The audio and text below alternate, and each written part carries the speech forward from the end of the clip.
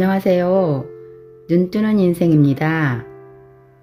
오늘 소개할 책은 행복한 이기주의자, 저자는 웨인 다이어, 출판사는 21세기 북스입니다.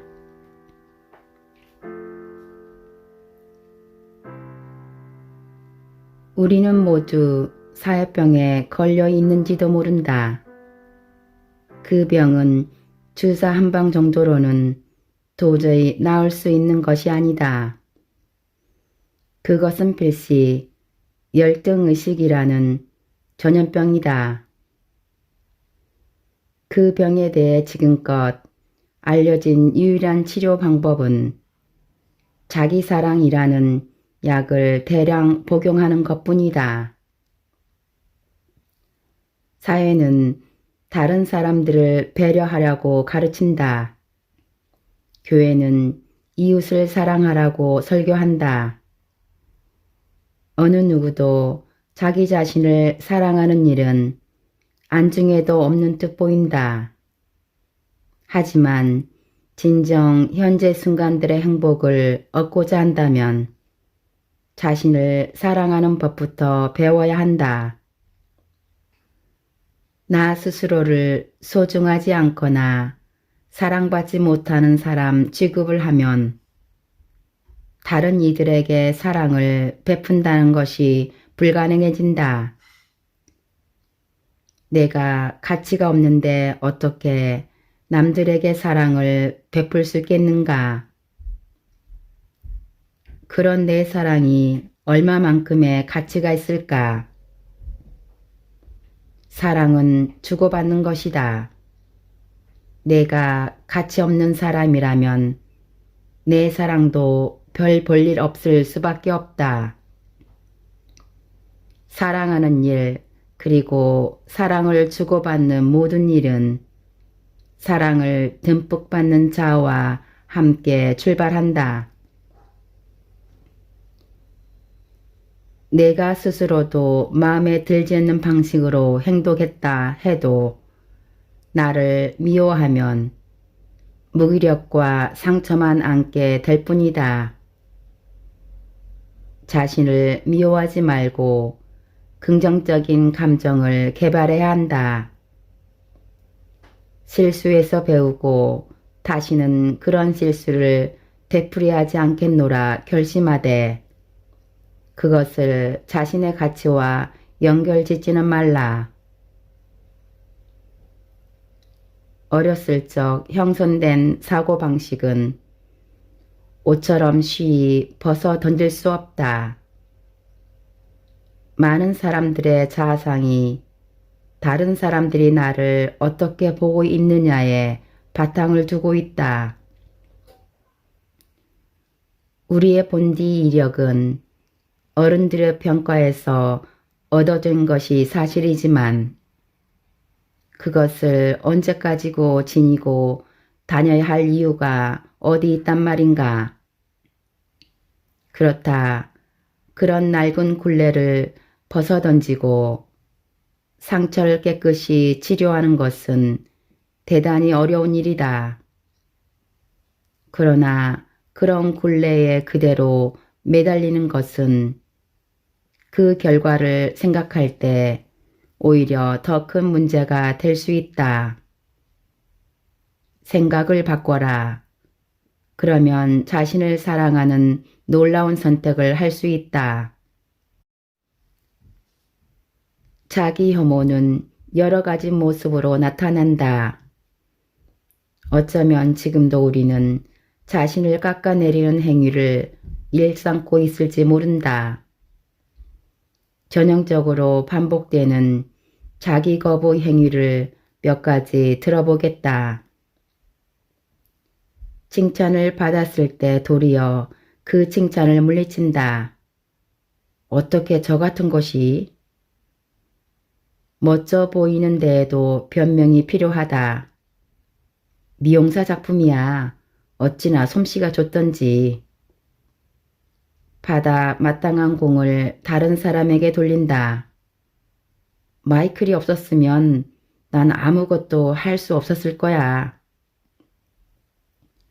타인 중심적인 화법을 사용한다.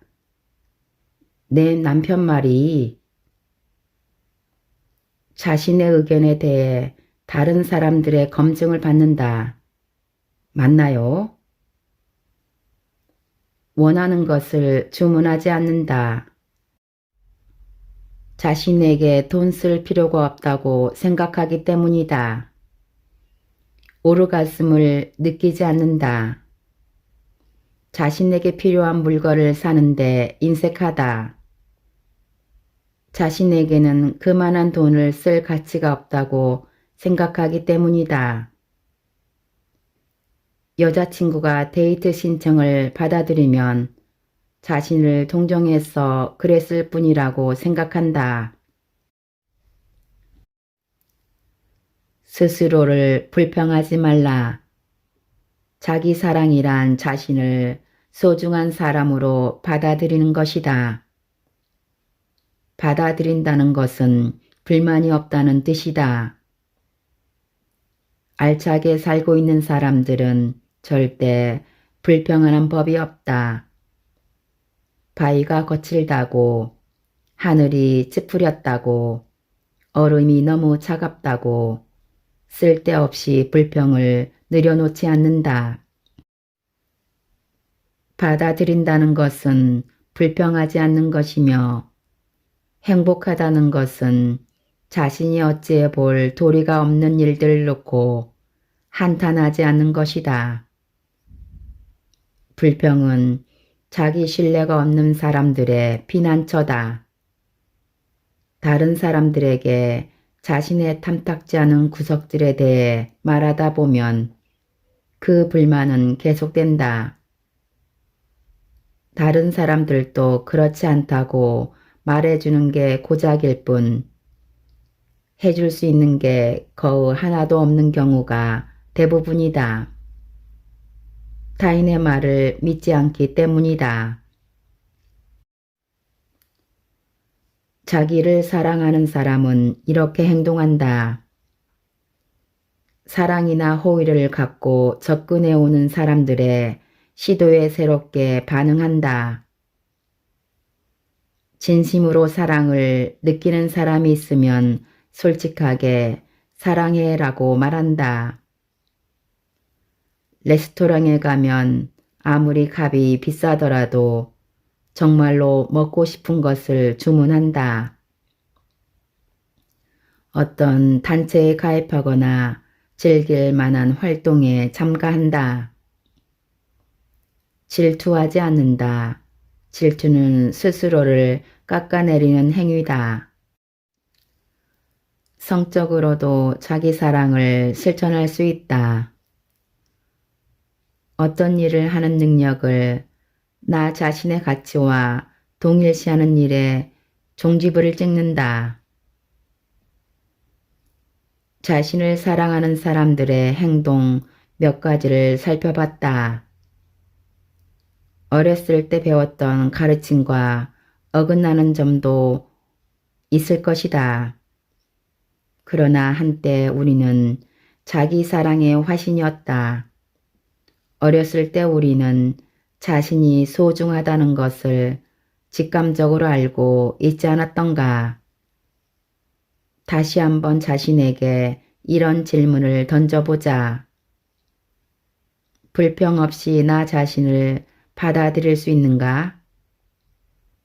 늘 나 자신을 사랑할 수 있는가? 나는 사랑을 베풀고 받을 수 있는가? 이 문제들은 얼마든지 노력을 기울일 수 있는 것들이다. 이 세상에서 가장 아름답고 재미있고 소중한 사랑과 사랑에 빠지기 위한 자신만의 목표를 정하라.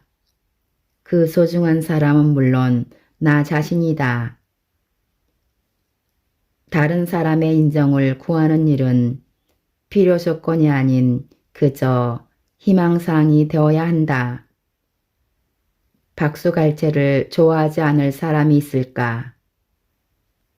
누구든 지켜 세워주면 기분이 좋고 그런 대우를 받기를 원한다. 그러나 반드시 그럴 필요는 없다. 인정을 받는 것 그 자체가 불건전하다는 말이 아니다. 사실 입에 발린 말은 감칠맛 나게 기분 좋다. 인정을 구하는 일이 나를 망치는 습관, 즉 자기 실현에 오류지대가 되는 경우는 그것이 희망사항이 아닌 필요 조건이 되었을 때이다. 인정을 원하고 있다가 다른 사람에게서 정말로 인정을 받게 되면 더없이 기쁘다. 그러나 인정을 반드시 필요로 할 때 인정을 받지 못하면 온몸에서 기력이 빠져나가면서 무너져 내린다. 그때가 바로 자기 파괴적인 힘이 끼어드는 순간이다. 다시 말해 인정을 구하는 일이 필수 부가결한 조건이 될 경우 자신의 상당 부분을 외부인에게 내맡기는 꼴이 된다. 그 사람이 인정을 해주지 않으면 의욕을 상실하여 무기력 상태가 된다. 그 정도가 아무리 미약하더라도 말이다. 이는 자기 가치라는 옷을 겉옷 위에 한 겹 더 껴입은 다음 다른 사람이 알아주는지 알아주지 않는지 노려보고 있는 것이나 같다. 그리고 그 사람들이 찬사를 베풀어주는 경우에만 기분이 좋아지는 것이다. 조종의 악순환을 이해하려면 우리 문화가 다른 사람의 눈치를 살피라는 메시지를 얼마나 많이 쏟아내고 있는가를 생각해 봐야 한다. 그런 메시지는 유아기부터 시작하여 지금 이 순간에도 계속 화살처럼 쏟아지고 있다. 인격이 형성되는 시기에 있는 어린아이들은 자신에게 중요한 어른들, 예를 들어 부모님의 동의를 반드시 받아야 하는 줄로 알고 있다. 그러나 칭찬은 착한 행동에만 주어져서는 안 된다. 또한 아이는 자신의 말이나 생각, 감정, 행동에 일일이 부모의 동의를 구할 필요도 없다. 자립심은 요람 안에서도 배울 수 있는 것이며 칭찬을 갈구하는 자세와 사랑을 구하는 일이 혼동되어서는 안 된다. 어른들의 인정을 필요로 하는 태도에서 벗어나려고 독려하기 위해서는 아이에게 애초에 많은 칭찬을 해주는 것이 필요하다.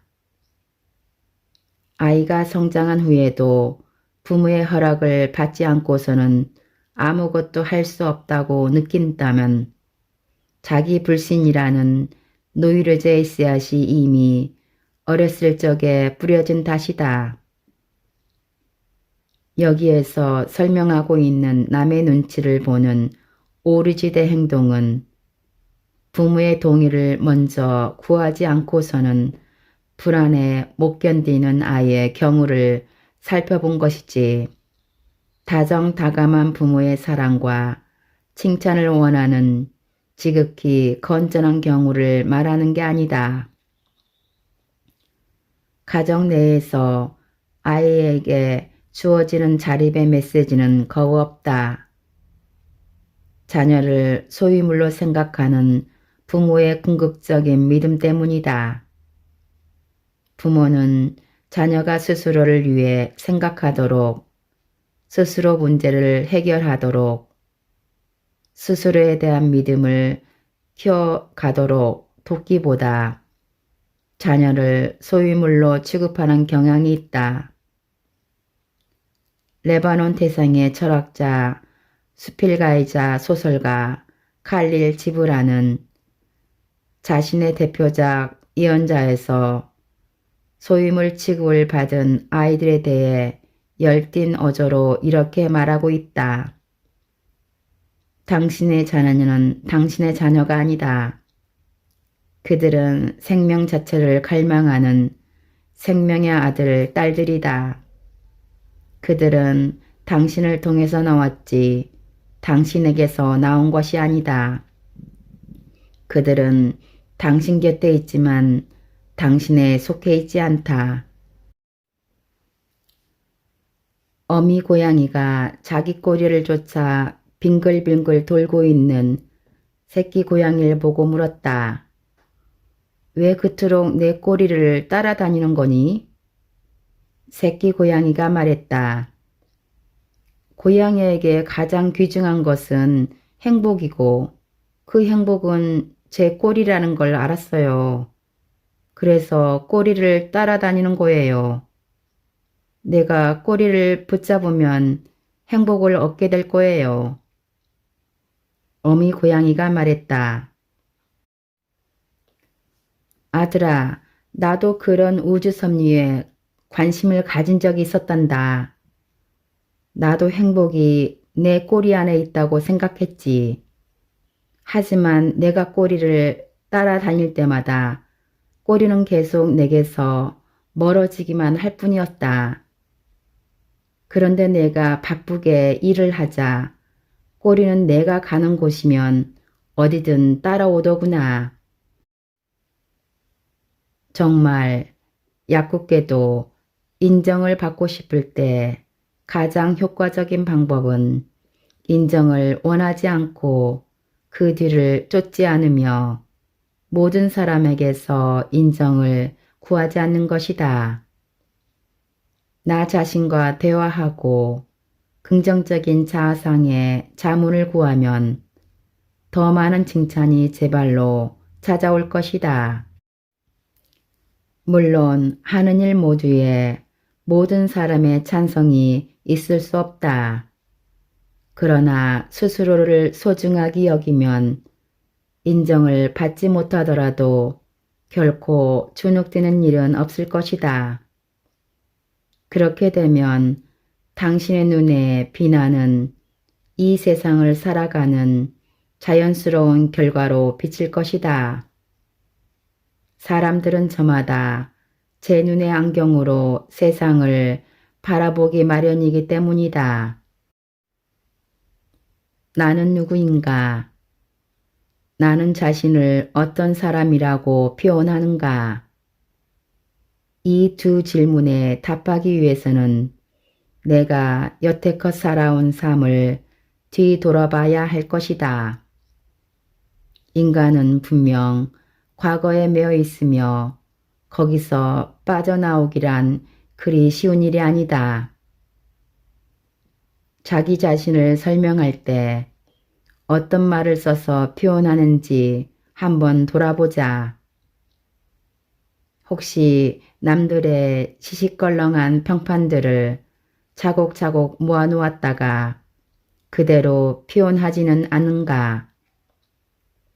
서랍 하나 가득 이런저런 말들이 쌓아두었다가 정기적으로 꺼내서 사용하고 있지는 않은가? 나는 신경질적이다. 나는 내성적이다. 나는 게으르다. 나는 음치다. 나는 눈치가 없다. 나는 건방증이 있다. 등등. 나는 이런 식이다. 어떤 식이다 등의 온갖 꼬리표들을 사용하고 있지는 않은가. 덴마크의 철학자 키르케로그는 그렇게 단정적인 말로 나를 표현하는 것은 내 존재를 부정하는 것이라고 말한 바 있다. 그런 단정적인 꼬리표에 어울리게 행동하면 자신의 고유의 모습은 더 이상 존재하지 않게 되기 때문이다. 스스로 붙인 꼬리표의 경우도 마찬가지다. 자신에게서 성장 가능성을 보지 못하고 꼬리표대로만 행동하려 드는 것은 자신의 존재를 부정하는 일이다. 자신이 어느 정도 과거에 매여 있는가를 스스로 점검해 보라. 자신을 망치게 하는 나는 어떻다 꼬리표들은 모두 아래의 4가지 노이로제적인 말을 사용한 것이다. 그게 바로 나야. 난 항상 그래왔어. 어쩔 수 없어. 난 원래 그래. 이 말들은 무늬만 다를 뿐 모두 같다. 모두 성장과 변화를 방해하며 삶을 색다르고 재미있게 그리고 현재의 순간순간을 한껏 충실하게 살 수 없도록 가로막고 있다. 자신의 존재를 부정하는 그런 꼬리표는 우리가 과거에 몸에 익힌 어떤 습관에서 비롯된 것일 수도 있다. 그 네 문장 가운데 하나를 사용할 때마다 실은 이렇게 말하고 있는 셈이다. 앞으로도 계속 내가 지금껏 해왔던 방식대로 살아갈 작정이야. 그러나 과거를 붙들어 매고 있는 끈을 풀고 과거의 삶의 방식을 유지하기 위한 그 쓸데없는 표현들을 내던질 수도 있다. 어쩌면 우리는 이미 몇 번 정도는 그런 시도를 해본 사람이 있을 수도 있다. 또 어쩌면 우리 나름대로 붙인 꼬리표들을 지금도 계속 불러내고 있는 사람일 수도 있다. 중요한 것은 우리가 어떤 꼬리표를 선택하고 있느냐가 아니라 스스로를 어떤 식으로든 꼬리표를 붙일 작정을 했다는 사실이다. 우리의 꼬리표 이력은 2가지 범주로 나눈다. 첫째 유형은 다른 사람들이 붙여준 꼬리표로 어렸을 적 붙여진 채 지금까지 지니게 된 경우다. 둘째 유형은 귀찮거나 어려운 일을 해야 하는 의무에서 도망가기 위해 자기 스스로 붙인 꼬리표다. 단연 첫째 유형의 꼬리표가 압도적으로 많다. 다음에 제시할 꼬리표들은 과거의 유물이라고 할 수 있는 전형적인 10가지 꼬리표 유형들이다. 이 꼬리표 가운데 하나라도 자신에게 적용되고 있다면 변화하려고 노력해야 한다. 나는 수학, 작문, 독해, 언어 등에 약해. 나는 요리, 스포츠, 뜨개질, 그림, 연기 등 몇몇 기술 분야에 무척 서툴러. 나는 내성적이고 성미가 까다롭고 신경질적이고 겁이 많아. 나는 운동신경이 없고 몸이 둔해. 나는 매력이 없고 못생겼고 덩치가 크고 평범해. 너무 키가 작아.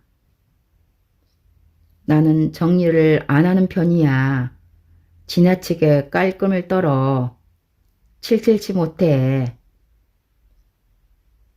나는 건방증이 있고 부주의하고 무책임하고 무관심해. 나는 이탈리아인이야. 유대인이야. 아일랜드인이야. 흑인이야. 중국인이야. 등등.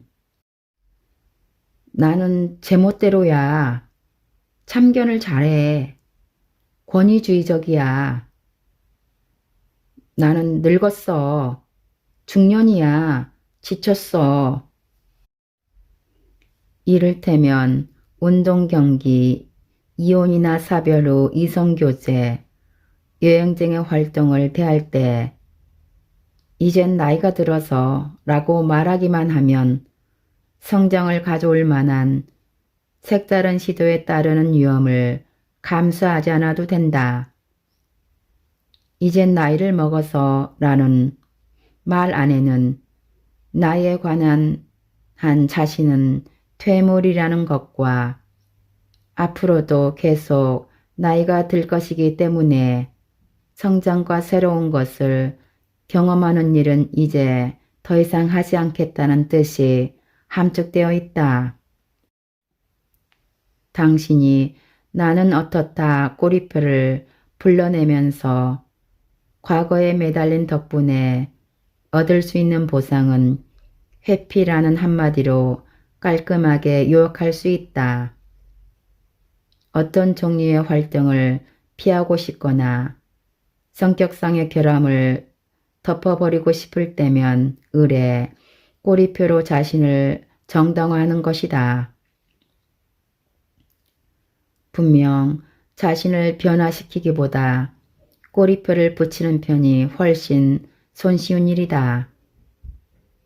어쩌면 부모나 선생님, 이웃, 조부모 등 어렸을 적 자기에게 영향력 있었던 어른들 때문에 그런 꼬리표를 붙이게 됐다고 생각할지도 모른다. 그러나 현재 사용하고 있는 꼬리표에 대한 책임을 그들에게 묻게 된다면 자신의 현재 생활에 대한 통제권도 그들에게 어느 정도 넘겨주게 된다. 그들을 자신보다 훨씬 높은 위치로 끌어올리고 자신은 무력한 상태에 머물러 있기 위한 알리바이를 교묘하게 만드는 것이다.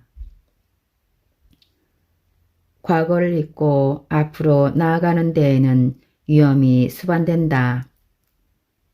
이런 꼬리표들을 없애기 위한 몇몇 구체적인 전략을 소개하면 다음과 같다.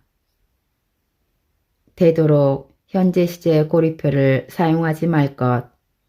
대신 지금까지는 그랬지 또는 예전에는 나 자신을 그렇게 생각했지 등 과거 시제를 사용하라.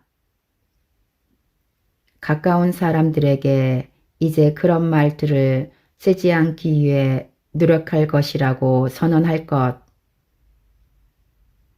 이제는 지금까지 해온 것과는 다른 식으로 행동하겠다는 목표를 정할 것.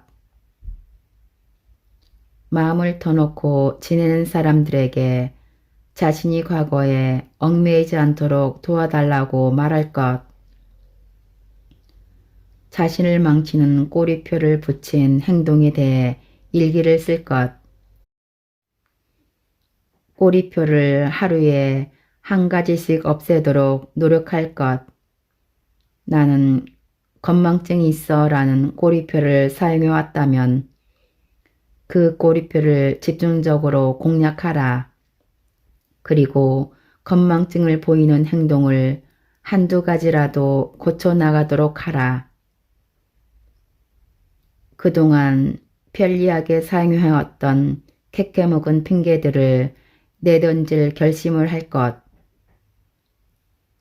이외의 꼬리표들은 모두 후천적으로 몸에 밴 회피 방식이기 때문에 마음만 먹으면 얼마든지 극복할 수 있다. 나의 성장을 방해하는 꼬리표들은 몰아내야 할 악귀 같은 것이다. 그러나 어떤 식으로라도 그런 꼬리표를 달아야겠거든. 이런 꼬리표는 어떤가? 나는 꼬리표를 떼는 사람이다. 정말이지 마음에 쏙 드는 꼬리표 아닌가? 알베르트 아인슈타인은 논문에서 이렇게 말했다. 가장 아름다운 경험은 신비다. 신비야말로 모든 예술과 과학의 진정한 원천이다. 그는 신비가 모든 성장과 자극의 원천이라고 말하는 것 같다. 그러나 대다수의 사람들은 미지의 것과 위험을 동일시한다. 확실한 것만을 상대하고 내가 향하고 있는 곳을 항상 잘하는 것이 인생의 목표라도 되는 양 행동한다. 삶의 흐릿한 영역을 탐색하는 위험을 감수하는 것은 무모한 사람이나 하는 짓거리이기 때문에 결국에는 놀라고 상처 입고 최악의 경우에는 무방비 상태에 이르게 될 것이라 생각하는 뜻이다. 그러나 새로운 경험에 가슴을 열어라. 무엇이건 못해낼 게 없다. 자기 자신을 충분히 신뢰하고 있다면 말이다. 일단 확실하지 않은 영역에 용기 있게 발을 내디뎌 보겠다고 마음먹으면 우리는 인간에게 허용된 경험을 모조리 마음껏 즐길 수 있다. 천재라고 불리는 사람들, 놀랄 만큼 멋진 삶을 살았던 사람들을 떠올려 보라. 그들은 오로지 하나만 잘했던 사람들이 아니다. 미지의 것을 피하는 사람도 아니었다. 새로운 경험에 스스로를 노출시킨다는 것은 불안하기 짝이 없는 변화를 일구려고 노력하기보다 친숙한 것 위에 뭉개고 앉아있는 편이 낫다는 아니란 생각을 집어던지는 것을 뜻한다. 어쩌면 우리는 자신이 하도 유약해서 생판 낯선 영역으로 들어갔다는 것은 스스로 감당하지 못하고 쉽게 무너져 내릴 거라는 태도를 취해왔을지도 모른다. 그것은 잘못된 생각이다. 당신은 강인한 사람이다. 새로운 것에 접하는 일 정도로 쓰러져 버리거나 힘들어할 사람이 아니다. 오히려 판에 박힌 일상과 단조로움에서 다소나마 벗어나면 심리적 좌절을 피할 수 있는 가능성이 훨씬 커진다. 길이 아닌 곳은 아예 가지 말라는 식의 사고방식을 가지고 있는가? 그런 사고방식은 새로운 경험에 마음의 문을 닫게 한다. 어제에 머물러 오늘을 살지 못한다. 나는 새로운 것에 마음을 열 수 있는가? 아니, 몸에 밴 행동에 고집스럽게 매달리는 앞뒤 꽉꽉 막힌 사람은 아닌가? 즉흥성이란 재미있을 것 같아 어떤 일을 순간적 기분에 휩쓸려 시도할 수 있는 능력을 의미한다. 그러면 실제 해보니까 별 재미는 없었지만 그 시도 자체는 꽤나 재미있었다고 생각하게 될지도 모른다. 무책임하다거나 무모하다는 비난을 들을지도 모른다. 하지만 미지의 것을 발견하면서 너무도 멋진 시간을 보내고 있는 마당에 다른 사람들이 뭐라 하든 그게 무슨 상관인가. 즐거운 인생은 계획으로 얻어지지 않는다. 경직성은 모든 선입견, 다시 말해 섣부른 판단에 바탕을 두고 있다. 선입견은 어떤 사람이나 생각, 행동을 끔찍히 싫어하거나 꺼려한다기보다는 익숙한 것이나 나와 비슷한 사람들과 함께 있는 것이 훨씬 마음 편하고 안전하다고 생각하는 것이다. 선입견은 자신에게 득이 되는 것처럼 보인다. 선입견을 갖고 있으면 잘 모르고 어쩌면 골치 아플 가능성 있는 사람과 일, 생각에 접근하지 않아도 되니까. 그러나 사실 선입견은 자신에게 불리하게 작용한다. 믿을 것을 탐색하지 못하도록 방해하기 때문이다. 즉흥적이 된다는 것은 선입견을 버리고 새로운 사람을 만나거나 새로운 생각을 시도하도록 스스로를 허용하는 것을 의미한다. 선입견은 애매하고 아리송한 영역으로의 진입을 막는, 그리하여 성장을 가로막는 이중벽이다. 익숙하지 않은 사람은 어느 누구도 믿지 않는다는 것은 친숙하지 못한 영역에서는 자기 자신도 믿지 못한다는 것을 의미한다. 시인인 제임스 카바노는 그의 시에서 안전에 대해 이렇게 표현하고 있다. 언젠가는 떠나련다. 자유로워지련다. 몸이 건조한 것들을 떠나 안전한 밋밋함을 떠나 연락처도 남기지 않으련다. 황량한 광야를 가로질러 그곳에 세상을 떨구기 위해 아무런 근심 없이 떠돌련다. 한가한 지도책처럼. 성취에 대한 강박관념을 갖고 있는 사람은 카바노의 표현처럼 자유로워지기 위해 떠나기는 어렵다. 실패에 대한 두려움은 우리 사회에서 이만저만한 위압적인 존재가 아니다. 그러한 두려움은 어린 시절 주입돼 전생에 걸쳐 영향을 미치는 경우가 많다. 이상하게 들리겠지만 실패라는 것도 역시 존재하지 않는다. 실패는 단지 특정 행위가 어떤 식으로 마무리됐어야 했다는 다른 사람의 의견일 뿐이다. 구체적으로 정해진 방식으로 행해져야 할 일 따위는 없다고 믿는다면 실패란 있을 수 없다.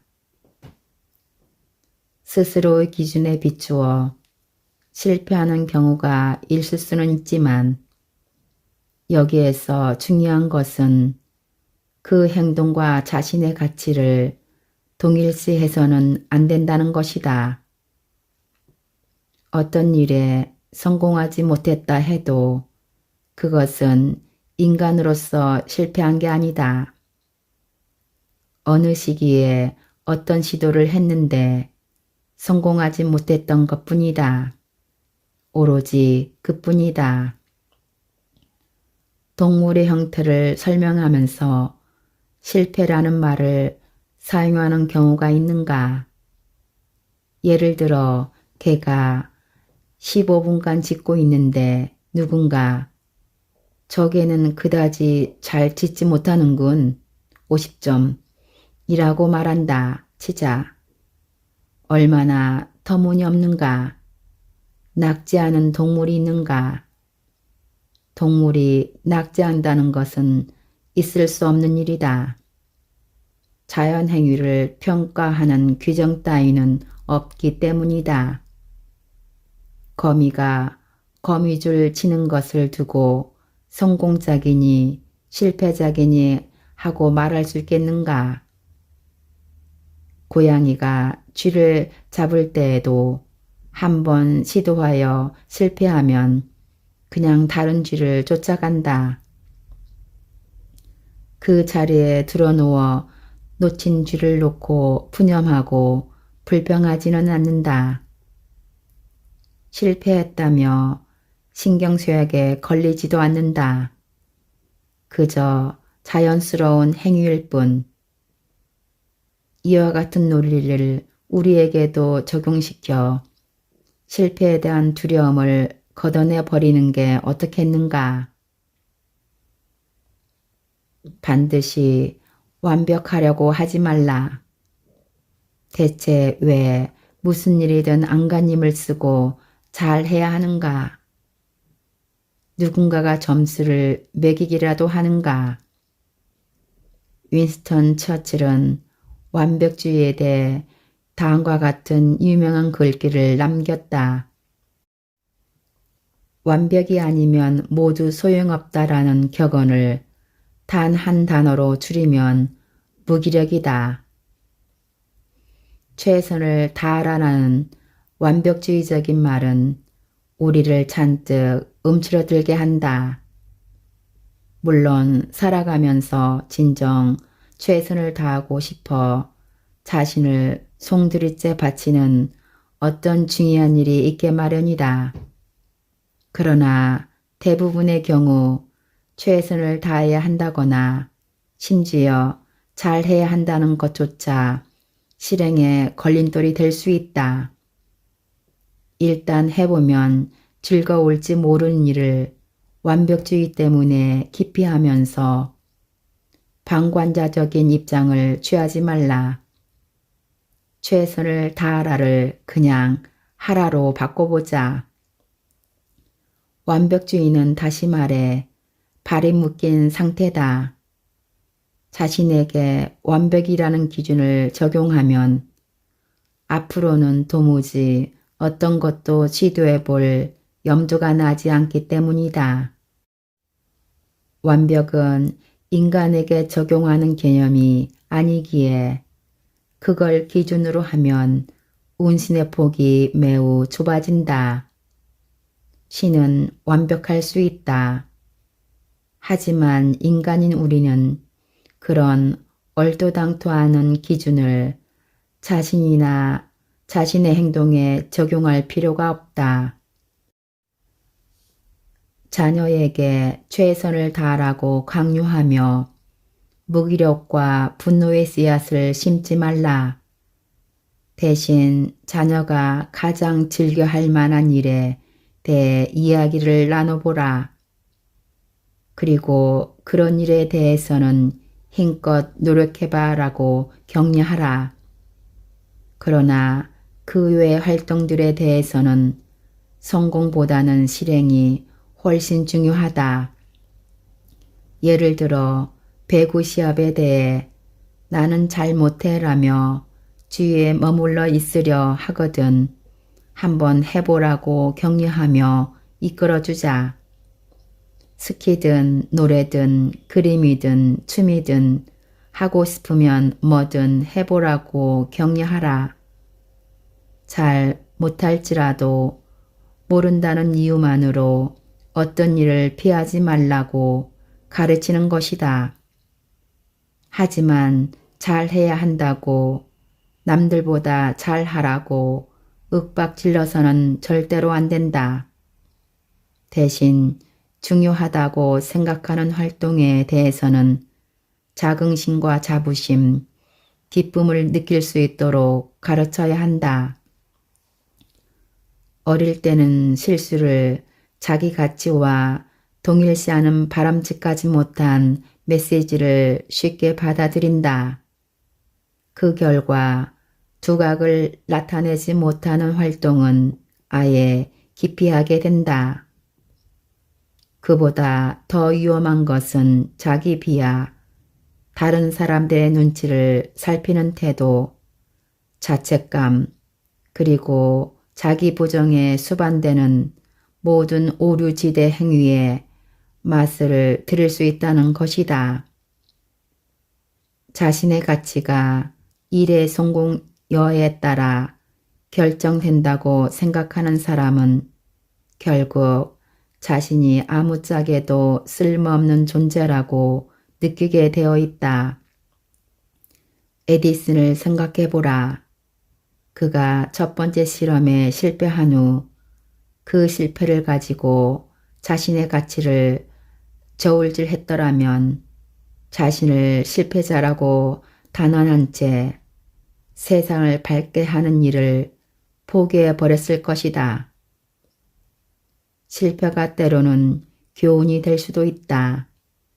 다시 말해 실패에서 자극을 받아 노력과 탐색을 할 수 있는 것이다. 실패가 새로운 발견에 이르는 길을 제시해주고 있다면 그 실패는 성공이라고까지 말할 수 있다. 생각해보라. 실패가 없으면 아무것도 배울 수 없다. 그러나 우리는 성공을 유일하게 흡족한 기준으로 애지중지하도록 배워왔다. 우리는 실패할지도 모르는 일이면 어느 것이든 피하려 든다. 미지의 것에 대한 두려움 가운데 상당 부분은 실패에 대한 걱정이다. 성공이 보장되지 않는 듯 싶은 분위기가 조금이라도 풍기면 무엇이건 피하고 보는 것이다. 실패에 대한 두려움이란 미지의 것에 대해 그리고 최선을 다하지 않을 때에 곱지 않은 시선 모두에 겁을 집어먹는 것이다. 혹시나도 미지의 것을 두려워하는 사람은 아닌지 아래의 체크리스트를 통해 진단해보자. 평생 똑같은 종류의 음식을 먹는다. 언제나 똑같은 스타일의 옷을 입는다. 한결같은 논조의 신문이나 잡지만 보며 자신과 상반되는 견해를 절대 받아들이지 않는다. 평생 제목만 다를 뿐 그 나물의 그 밥인 영화들만 본다. 살고 있는 지역, 도시, 국가에서 떠나지 않는다. 자신의 생각과 다른 의견에는 귀를 기울이지 않는다. 학교나 직장에서 성취, 강박관념을 갖고 있다. 사회 소외 계층으로 묶여지는 사람들을 기피한다. 싫어도 늘 하던 일만 계속한다. 잘 굴러가지 않는 것이 분명한 결혼 생활을 계속한다. 매년 같은 계절에 같은 장소, 같은 호텔에서 휴가를 보낸다. 패할 가능성이 있거나 잘 못하는 일은 기피한다. 번듯한 명함, 고급 자동차, 명품 옷 등 사회적 지위를 나타내는 상징들을 얻기 위해 힘쓴다. 마음이 기우는 대안이 나와도 계획을 변경할 수 없다.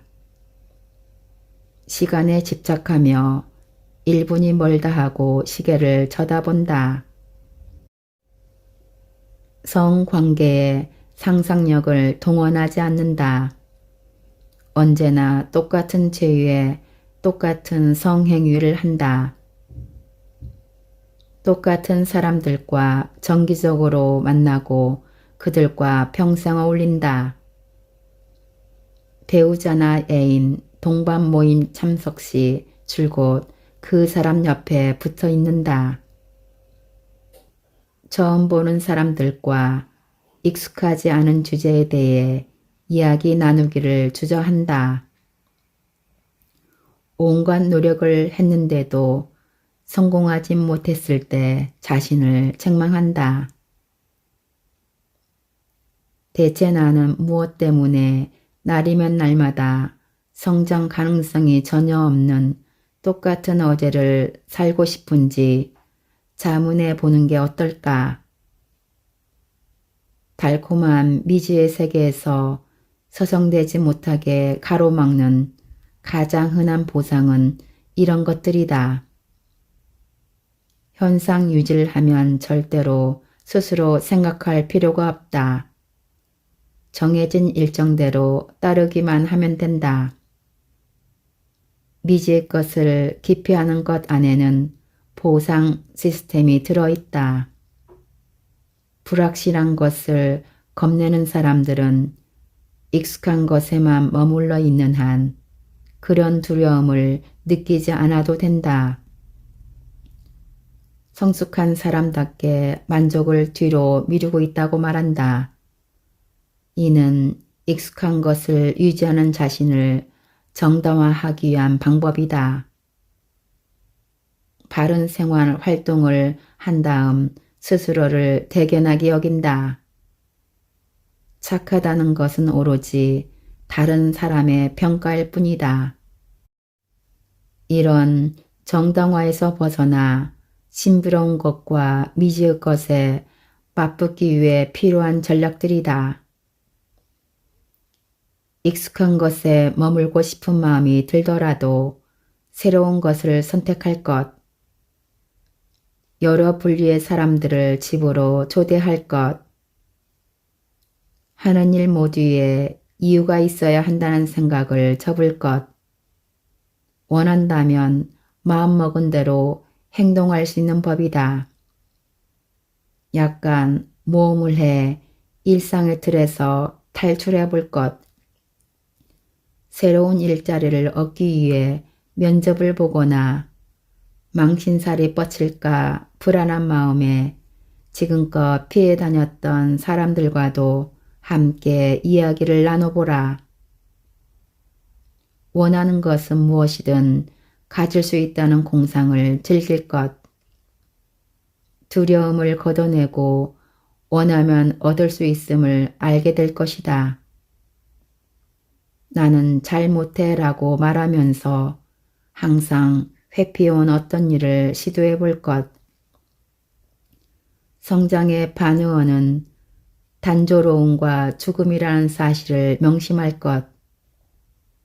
생기 있는 새로운 방식으로 살겠다고 결심할 것인가?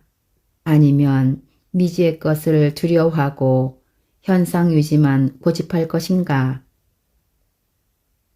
내가 미지의 것을 두려워하는데 가장 큰 원인을 제공하는 사람들과 이야기를 나눠볼 것.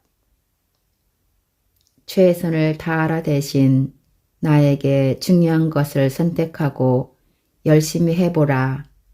하고 싶은 것은 그냥 하라를 나와 자녀를 위한 신조로 삼는다. 기억하라. 인간과 관련된 것이고 그 어떤 것도 나에게 이질적이지 않다는 것을, 미지의 것을 깊이 하려고 할 때 내가 지금 또 이러는구나 하고 자각하는 것이 중요하다. 일상을 깨닫는 것은 일상을 변화시키는 방향으로 한 걸음 내딛는 일이다. 어떤 일에 고의적으로 실패해 볼 것.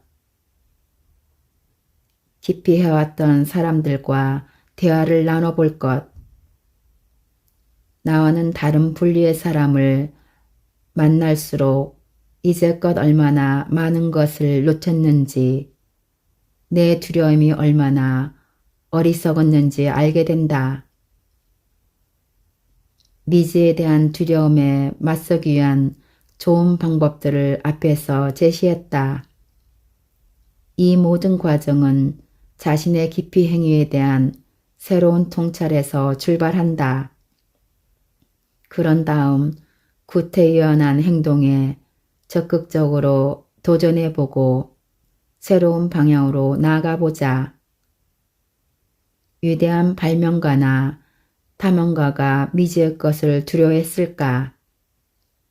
미지의 세계는 성장이 살고 있는 곳이다. 문명과 사람 모두를 위한 곳이다. 두 갈래로 나눈 길을 떠올려보라. 한쪽 길에는 안전이 있고 다른 한쪽 길에는 개척되지 않은 멋진 미지의 세계가 있다. 어떤 길을 택할 것인가? 시인 로버트 프로스트는 그의 시에서 이렇게 답했다. 숲속에 두 갈래 길이 있었다고. 나는 사람이 적게 간 길을 택하였다고. 그리고 그것 때문에 모든 것이 달라졌다고. 선택은 나의 몫이다. 미지에 대한 두려움이라는 오류지대는 언제든 새롭고 가슴 설레는 활동에 자리를 내줄 준비가 되어 있다. 내가 어디로 가고 있는지 알 필요는 없다. 일단 길에 들어섰다면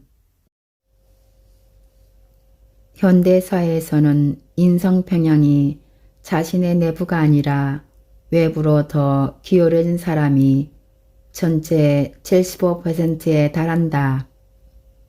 바꿔 말하면 당신도 외적 범죄에 드는 사람일 가능성이 크다는 의미다. 자신을 통제하는 중심이 외부에 있다는 것은 어떤 의미일까? 본디 외부 지향적인 사람이란 현재의 기분에 대한 책임을 자기 외부의 사람이나 상황에 묻는 사람이다. 가령 왜 기분이 나쁜가? 라는 질문에 부모님이 나를 구박해. 그녀 때문에 속상해. 내 친구들이 날 좋아하지 않아. 재수가 없어. 되는 일이 없어 라고 대답한다면 그 사람은 외적 범죄에 드는 사람이다. 반대로 왜 그토록 기분이 좋은가? 라는 질문에도 내 친구들이 내게 잘 해줘서, 운이 트여서, 아무도 날 귀찮게 하지 않아서, 그녀가 내 마음을 잘 알아줘서 라고 대답하는 사람 역시 외적 구도 안에 드는 사람이다. 자신의 감정에 대한 책임을 자기 외부의 사람이나 상황에 묻고 있기 때문이다. 자기 마음의 심지를 내부에 두는 사람은 감정에 대한 책임을 자신의 어깨 위에 당당히 올려놓는다. 그러나 요즘 세상에서 그런 사람은 찾아보기 힘들다. 그런 사람은 앞서 말한 것과 똑같은 질문을 받을 경우 내부 지향적인 답을 한다. 내가 잘못 생각했어. 또는 내가 다른 사람 말에 너무 신경을 썼어. 난 다른 사람의 생각에 전전긍긍하는 경향이 있어.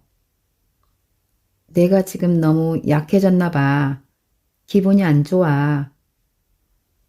난 어쩜 이리도 비참한 감정을 잘 추스리지 못하는 걸까 하는 식이다. 마찬가지로 내적으로 정돈된 사람은 기분이 좋을 때도 나를 말하는 주체로 사용한다. 난 기분이 좋아지도록 애썼어. 스스로 열심히 노력했어. 내 생각이 옳아. 나에 대한 책임은 내가 있어. 난 그러기로 마음 먹었는걸 이라고 답한다. 이렇듯 자신의 감정에 대한 책임을 자기 자신에게 묻는 사람이 25%, 외부 탓으로 돌리는 사람이 75% 정도다. 나를 외부의 힘에 내맡기는 사람은 결코 자기 실현을 구할 수 없다. 제대로 잘 살아가는 사람이란 인생의 문제란 문제는 모두 재관한 사람을 말하는 게 아니다. 자기 마음의 심지를 자신의 외부에서 내부로 돌릴 줄 아는 사람이다. 그리고 기분이 좋건 좋지 않건 그 기분에 대한 책임을 스스로 떠맡는 사람이다. 지금까지 행복한 이기주의자에서 일부 요약 발제하여 읽어드렸습니다. 눈뜨는 인생 리뷰 한마디는 아래 댓글에 있습니다. 감사합니다.